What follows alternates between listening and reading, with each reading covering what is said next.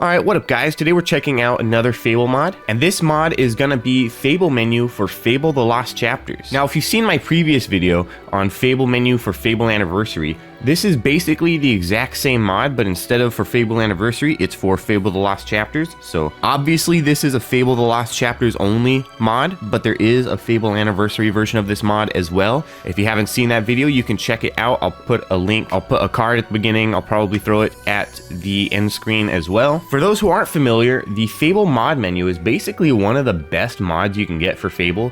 It's exactly what it sounds like. It's a mod menu that allows you to change pretty much every single aspect of the game, from your experience to your gold to your age, and you can even change your morph data as well, so you can change the size of your hero, that sort of thing. And of course there's also some fun stuff you can mess around with, like item and enemy spawning, different camera stuff, that sort of thing. So there's all sorts of stuff to mess around with, and I think we should just jump into it and start playing with it, right? Now for Anniversary, this was a pretty easy install. I'm hoping it's just as easy for the Lost Chapters. So I think all we need is this one here. Anyways, here we go. We're gonna download this bad boy. Only 1.3 megabytes, pretty small file. And it looks like we don't necessarily have any instructions here. So we're gonna go to the posts, see if there's any install instructions. It shouldn't be too complicated. It should just be like drag and drop in the data folder or something like that, but it should just be the Fable Lost Chapters directory, Steam apps, common, Fable Lost Chapters. It should literally just be this. Hopefully this doesn't mess anything up as far as the mod I currently have. So for most people, this should just be all you have to do. It shouldn't be anything complicated. I do have a pretty major mod active right now, so hopefully this works in conjunction with that mod. Haven't tested it yet, so I don't even know. But yeah, we got these three moved here: D input 8, Fable menu, and it didn't ask to like replace anything, so I think it should just be good like that. I once burnt down an old village. Old village. All right, here we are in game. I believe the mod is working because the thing popped up at the start of the game. So much like games with a console menu or console commands, a developer's console, it's going to be the same button. It's going to be the little tilde button up at the top left of the keyboard under the escape key. So you press tilde, this little thing should pop up and it should give you mouse control here. And there's going to be 5 different tabs. Let's start with miscellaneous. We have the display HUD check mark, so really good for screenshots. If you want to take a screenshot, you can just do that. This I honestly don't remember from the other one, so this must be unique to... Oh, it puts everything else in slow motion. That's actually really cool. Just like permanent slow mode. That's kind of neat. Infinite health. Wow, that is infinite, isn't it? Infinite will. Also quite infinite. Miscellaneous is pretty straightforward. Quest information. The quest tweaks are pretty interesting. I was messing with this in the Anniversary version. So there's a couple things. We got the no bodyguards limit, which is pretty cool. It allows you to hire obviously more than just 2 bodyguards, which yeah, pretty cool. So the quest control stuff is pretty weird actually. You can kind of just choose a random quest to like be in the middle of, and it'll like teleport you to certain quests. So if we go to the prison warden game and activate it, should straight up take us to the warden's office. Welcome to my modest quarters. Which is just completely bizarre, honestly, that it lets you do something like this. It'll let me teleport out of here? It's ridiculous. Yeah, pretty wild. Next tab, we have the world tab. We have the minimap, which similar to the HUD, it just makes the minimap go away. Quest regions, that's interesting. So you can just, I guess, remove quest regions entirely, and that should theoretically make it so that when you're in the middle of a quest, you can leave the quest area. Kill mode, I don't know what kill mode is yet. Oh, it just makes it so you can kill everybody. That's interesting. Well, it's not like instant kill mode, so I was kind of hoping it would be more of like an instant kill mode type thing. It's not quite that. Basically just makes it so you don't have to lock onto anybody. It's just like everybody's in kill mode. So kill mode is essentially what you enter once you assault somebody for the first time and everybody becomes hostile. So that's all kill mode is. I was personally hoping kill mode made it so you just one hit kill everything. Not quite it, but you know, whatever. Time, we have the time step, so you can actually change how quickly, if you could see up in the top right corner. Well, you can probably also just see the sunlight coming through as well, but yeah, so that literally just changes how quickly time passes. Pretty cool feature. You can also just set the time specifically. So if you wanted it to be noon all the time, you could just set it to noon. And if you have it set to set time, the time will not move no matter what you set the speed to. So another cool feature. Now, object and creature spawning. I messed this one up in the last video about this. So if we go to the object list, we should be able to get, like, let's just do a gravestone, right? So you click grave and it should copy it into here. So you copy it, you paste it into here, and then you click get ID, and that will give you the ID down here. For some reason, I was thinking you had to like type in the number of item you wanted, or like maybe you had to type in that there too. No, you type in the name of the item in the object name area, and then you click get ID, and it will fill this field for you.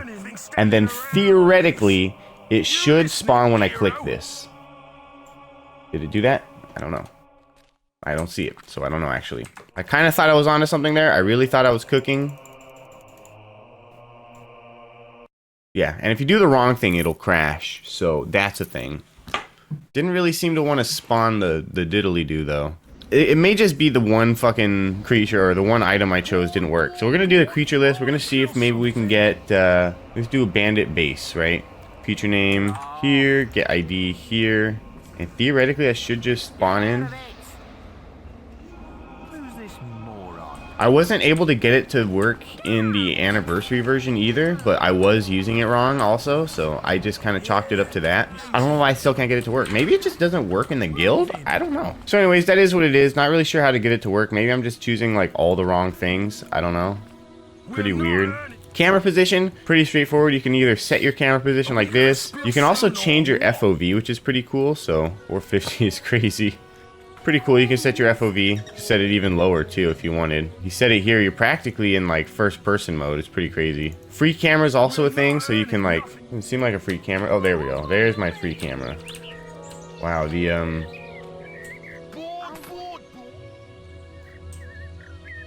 interesting.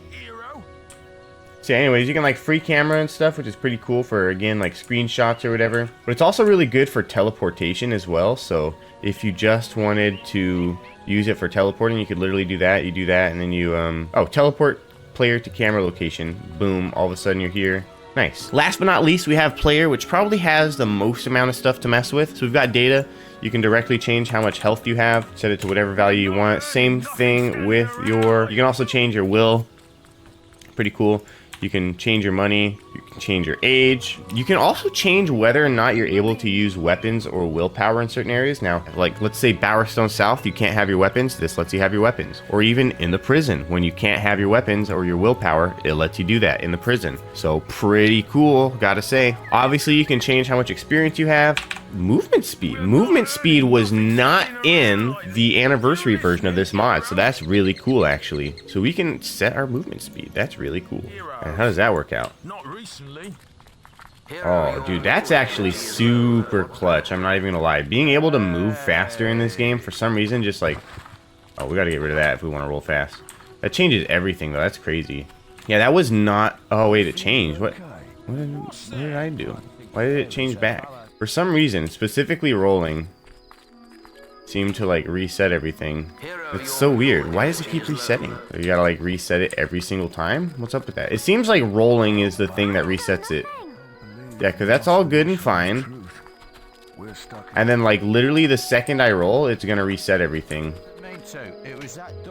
That's so weird. Why does rolling reset it? So yeah, really cool feature, but you literally can't roll, otherwise it breaks. Alright, so movement speed, pretty cool, a little bit glitchy. Morph, pretty self-explanatory for the most part. You've got all the same things you've always had, and then boom, you can make yourself big. And you can also make yourself into a kid, which is pretty neat. It gets a little weird. I think for the kid, you actually have to like go in and out, right? Yeah, I'm like kid size, but I'm not actually like kid physique.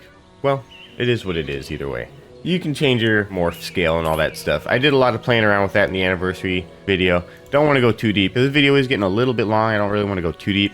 Summon creature ID. Kind of similar to the spawning creature thing, except for this is just for your summon creature. So I think just whatever ID you put there should be the creature that you end up summoning. Input. Oh, disable input, enable input. Pretty straightforward. Lets you move your character around while you have this menu up, which can be helpful for sure. Last but not least, we have appearance, which is similar to morph, but it's directly like scale data, you know what I mean? Which I believe similarly to the anniversary version of this mod. So in the anniversary version of this mod, you could not change your scale, if you've already altered your morph data, for some reason there's a glitch with this mod that once you've updated your morph data, it will not let you update your appearance scale data. So if you want to change the scale of your character, you have to change that before you mess with the morph data.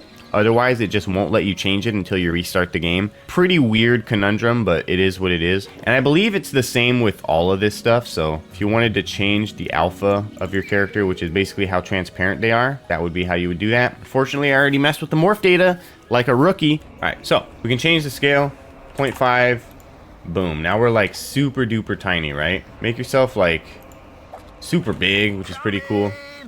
You can change the alpha value. So if we do that, you'll notice we're like a little bit transparent now. We could change our color, I guess. I'm not really sure exactly how this works out. It just literally changes the color of your character. Yeah, not really sure why you'd want to do something like that, but you could. Obviously, change the scale pretty drastically if you wanted to. And then like, yeah, your sword doesn't change size, which I always thought was pretty comical. You can be this big old dude with this tiny little sword, or you could be a tiny little dude with a big old sword. Either way, pretty solid. Always enjoyed that. Anyways, though, that's about it for this video. That's all the features of the mod menu for the most part. There's a little bit of weird inconsistencies and like bugs here and there. Other than those few little weird things that occur with the mod menu, most of it works pretty well. Most of it works as expected. It's all pretty straightforward for the most part. And yeah, in general, it's just a really cool, really fun mod that does pretty much everything you would want to be able to mod in the game, all in one package. So anyways, hope you guys enjoyed it. Hope you guys found it useful. Hope you guys enjoyed this mod. If you did, make sure to like this video because I definitely enjoy that and it helps me out. But yeah, with that being said, hope you guys enjoyed the video and the mod, and I will see you guys in the next video.